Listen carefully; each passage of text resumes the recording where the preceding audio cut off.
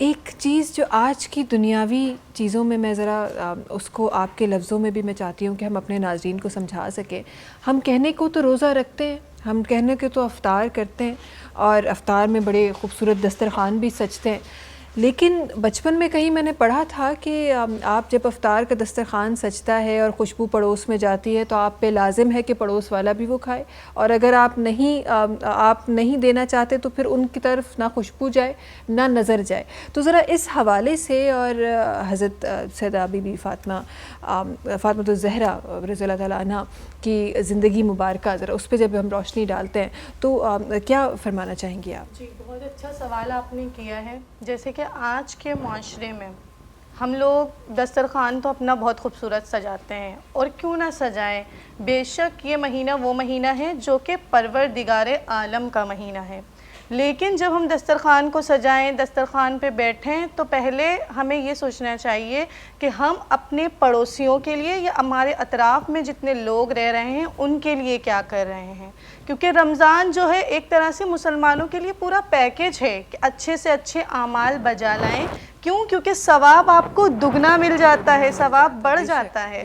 گویا آپ نے سوال کیا جس طرح سے کہ بی بی فاطمہ سے ریلیٹڈ پوچھا ہے آپ نے, تو بی بی فاطمہ تو زہرا کس طرح سے کر رہی ہیں.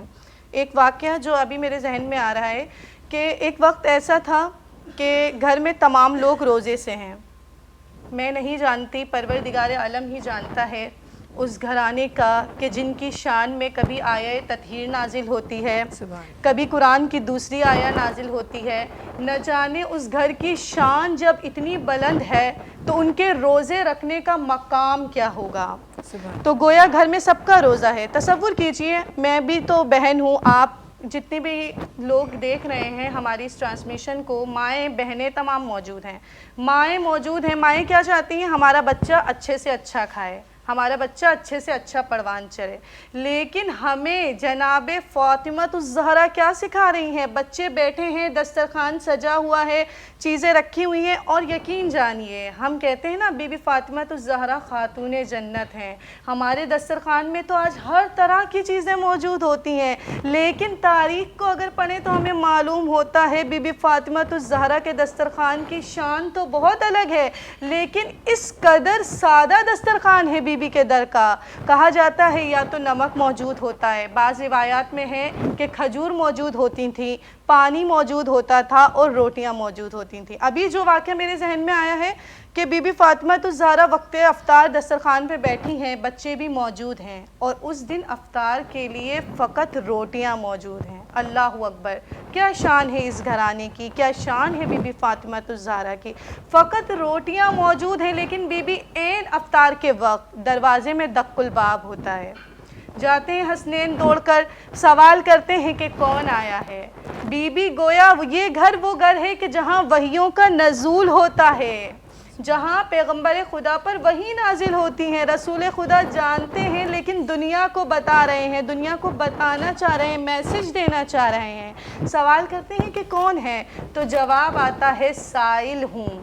آج ایک سائل آیا ہے اس در پر جہاں پہ اگر کوئی آ کر مانگے, اگر بے زر ہو تو ابو ذر بن جاتا ہے, اگر گنہگار حر کی طرح بن کر آئے تو حر علیہ السلام بن جاتا ہے.